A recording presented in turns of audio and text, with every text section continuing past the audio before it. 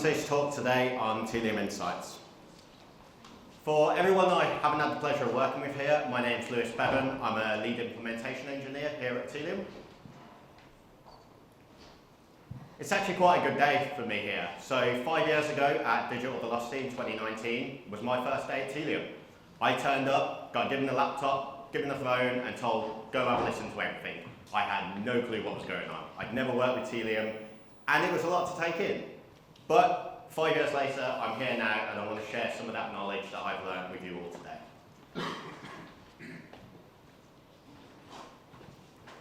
Insights are in everything we do. Whether we're posting on social media and then checking those post analytics afterwards to see who's been looking at it, or maybe like me, you like to run the cycle and then you spend even more time afterwards analysing every little bit of data you can get out of that to improve your Strata segments. But as CDP users, what can you do to really understand your customers and what they're doing within the platform? Well, we can use Tealium Insights. What is Insights though? Insights is a visualization tool that's fully built into the Tealium platform that is built on top of data access. This is built using AWS QuickSights and it's fully embedded within the UI. So, what are some of the benefits we can get here with this? Well, as I said, there's just one UI for you, the CDP user, to use. You don't have to go and look elsewhere to get any further information. You get quick access to every single piece of visualization data that's important to you. All your event data, your visitor and audience data is all in one place. You can combine this together to create some really powerful visualizations. As this is an independent storage location managed by Tealium, you don't have to raise any tickets. You don't have to contact a data team, a business intelligence team, and say, hey, can you add this new attribute? Can you add this new visualization and this new metric I want to track? You can do this when you need to. There are three main use cases for Tealium Insights. We've got deriving insights for campaign optimization, data monitoring and quality assurance, and storage and compliance. So let's first talk about deriving insights for campaign optimization. Well, first we'll talk about KPI trending. Everyone's got KPIs here. All of you down there are going to have KPIs for the CDP. What is the CDP doing and is it reaching what you want it to do? Well, by being able to visualize this, you can easily see how close you are to your KPIs and whether you're going to get past those.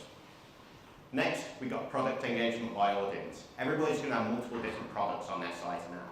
You're also going to have a lot of different audiences you will have built up over time. By being able to have a look at the different ways that your audiences are interacting with these products, you can gain new insights and be able to unlock new opportunities. Along with this, you've got category engagement. When you deploy a use case in Tealium, you get a lot of different attributes created. When you compare these against your different categories, again, you can find new cross-sell and upsell opportunities. Finally, channel and campaign engagement. Most people now will have lots of different channel things coming in on, whether it's app, whether it's web. By being able to have a look at how these different channels are performing for the same use cases, you can find out where there are problems in your visitor journey and you can resolve these. For example, looking at abandoned baskets and seeing, do you get more abandons on one device than another? If you do, you can try to understand the problems there. Finally, with the campaign engagement, when you've got campaigns coming in, are people actually purchasing on the same visit? Are they coming back from a different device to be able to do this? This can help drive better campaigns. Next, we've got data monitoring and quality assurance. As an engineer, use case validation is a big part of what I want to do. I spend most of my day designing, building, and deploying and testing use cases. When we go through a deployment process, we create a technical specification for each use case. This will contain all the attributes and audiences we want to build. For this, what we can then do is build a visualization of these attributes and of these audiences. When we start to test this, we no longer just have a single person testing this, we can have multiple people run through this. Very quickly, you can look at that report and see, do my attributes make sense? Do I have the correct set values? Do I actually have the correct audiences set? If you do, that's fantastic. You can export that, and your test cases are pretty much done. Next, attribute validation. We all have data coming in from upstream. A lot of this is very dynamic. What we can then do with this is be able to monitor what values are coming in. For example, with tallies, a lot of these are dynamically set. By being able to see what values are currently being populated over the last hour, last week, we can then see, okay, have we got data coming in that's causing problems? If so, we can quickly look to remedy it before we cause issues downstream. Finally, audience monitoring. We can really get a deep understanding of what our audiences are made up of. We can first look at how big is our audience at this point in time. We can have a look at this and it will give us a nice number for all of them. Also, we can look at how our audiences are broken down by different attributes and be able to really see how they're developing. Next, we have storage and compliance use cases. Everyone now has cookie consent opt-in and opt-out, but how are people actually opting in and how are people opting out? When we're gathering this data, we can start to get an understanding of what these people, who these people are when they opt in. What are their key attributes? This can help us drive an understanding to be able to increase that opt-in rate and be able to get a better understanding of our customers. Finally, visualize visitor lookup. This is a great tool. Within Tealium, we have the visitor lookup tool. This is really powerful and gives us what we need. However, it's not the easiest to work with. It returns JSON, which, when you're looking for one or two key attributes, could be a bit time-consuming to look at. By having a visualized lookup with just the attributes that you care about, or even combining things like low event data, you can build a powerful, easy-to-use tool for anybody to access. Okay, we now know what insights can do, but how is insights made up? Well, there's three key parts to this. First, we have data sources, then we have analysis, and we also have dashboards. Data sources is the source of all our data. Where does this come from? It defines each of the pieces of data we can get. This comes from data access and the DB portion in particular. So we can use event DB and audience DB to get this data. Analysis is where you do something. This is where you design and build your visualizations. Finally, we have dashboards. This is where people can go in and see the data and get an understanding. For this, we have two roles for this. We have authors and readers. Authors are the people that can go in, create, edit, and delete all of these parts. Readers are your people that are going to go in there and get the understanding. These can only access dashboards and they can't modify anything. Cool. So now we know what Insights is. You really need a good understanding of data access to be able to build on top of this. So when an event is received in event stream, we will match that against an event feed. For every event feed that is matched, if they're selected to write to the database, we will write them to event DB. For audience stream, every event that's received is processed and the visitor profile is updated. Nothing is written to the database until the end of the visit. At that point, a snapshot of that profile is written out to the database. Okay, so this is the schema for event DB and audience DB. Within event DB, every single event feed you select to write to the database will create its own table and view. So if you have your all events feed written to the database, you'll have an all event view. If you have a purchases feed and that's written to DB, you'll have a purchases view. Each of these will contain an event ID, a visitor ID, and also when the event took place. Next, we'll talk about audience DB. There's a few moving parts to this, but it's quite simple once you understand how it works. The main pillar to this is the visitor view. The visitor view contains your latest versions of each of the visitor profiles you have. So when a visitor is updated and you have multiple records in the table, the view will contain their latest visit. Within this, you'll have the visitor ID, you'll have when that visitor was created, last updated, and when they'll expire, so this is when they're removed from the system. Along with this, all visitor level attributes are written to this view. Alongside this, you have the visit view. The visit view is what contains all the visit level attributes. This again has a visitor ID stored in there and when the last visit was. With this, it will only contain the last values of what the visit attributes contained. Tallies, these are actually stored in their own view. So these are separated into a visitor tally view and a visit tally view. All of your arrays and sets of strings are stored in their own table to make it easier to look up as well. These are in the visitor list view and the visit list view. Finally, we have the replaces view.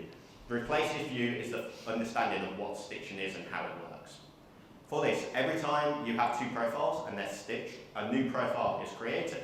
So we need a way to reference where those old profiles point to a new profile.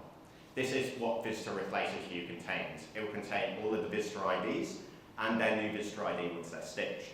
This is what we can use to be able to link the events views along with the visitor data, as the event views will only contain the original ID and not any forwarded ID. Next, how do we make sure we get data into the DB?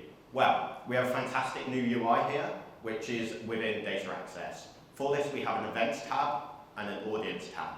For this, we can choose what data we want to toggle on and off for this. So, if you want to exclude any PII to make sure that you're not going to be writing this out, you can go in and quickly do this. To be able to find what you want, there's a few filters in there. You can toggle by attribute type, whether it's actually being written to the database. And if you know what that attribute is, you can just search it in the logs. Okay, so we've got a good understanding now of data access. But let's start looking at insights. So, to start off, we need to create a data source. A data source will point to a specific table or view, and for every view, you'll have a specific data source. For this, you can combine multiple data sources into each visual, and there's two different types of data sources we can have. We have direct query and we have Spice. So, what is direct query and what is Spice? We'll start with direct query. What this means is all of our data comes from the Redshift database. When you load a dashboard, what's going to happen in direct query is it will execute that SQL statement to pull that data in as it is at that point. Spice, however, is slightly different. This is a calculation engine. It sits in between Insights and Redshift. So periodically, you're going to pull data into this, and this means you can run fast calculations on large amounts of data, which could take a long time to return if it was a direct query. Which one should you use though? For any of the pre-built views, I recommend starting out with direct query. Most of the time, the performance will be adequate for this. It's only if you have really large data sets you may need to switch to Spice. There is a time when Spice is really good though, and this is with custom SQL sources. So instead of just querying a single table or view, what you can do is actually build your own new powerful sources that could be joins of multiple tables. You could join event data to visitor data and perform new calculations. You can even perform multiple queries and subqueries to be able to get new calculations that we didn't think of. Here's an example of a custom SQL source. So what we're doing here is looking at the replaces view. What we're doing is getting an understanding of our visitors and how they're being stitched. So we want to know how many times has someone been stitched. So if I've come from multiple devices, I could have been stitched 4, 5, 6 times. But because this is quite complex, we need to first run the initial query, which is in the middle, which is how many times someone's been stitched. And then we need to count all of those instances. So this can take a long time to execute when we're in a direct query, so it's really good for Spice. So the output of this is I will find out that 50,000 people have been stitched once, 20,000 people have been stitched twice, etc. Insights comes with a number of predefined dashboards for you. So for this, they're all built using the inbuilt attributes. We have total events count, total visitors count, and total visits count. This is an example of the total events count. This will show you all of your events filtered by a different time period, which you can select up in the top left-hand corner. For this, you could say, I want to look at it by week, quarter, yearly, however you want to see. It will also provide you information about each of the quarters you've had, and also your total event count overall. Next is the total visits count. This one provides all the information about your visits. So for this, you'll see the total number of visits you've had, what the breakdown is by how many events per visit you're having. Maybe you can then find out whether you have people really interacting on each visit, or maybe people just have 1 or 2 events come through each visit. Also, we can get a breakdown of the browser types that are coming there, so you can get an understanding of how people are accessing your site.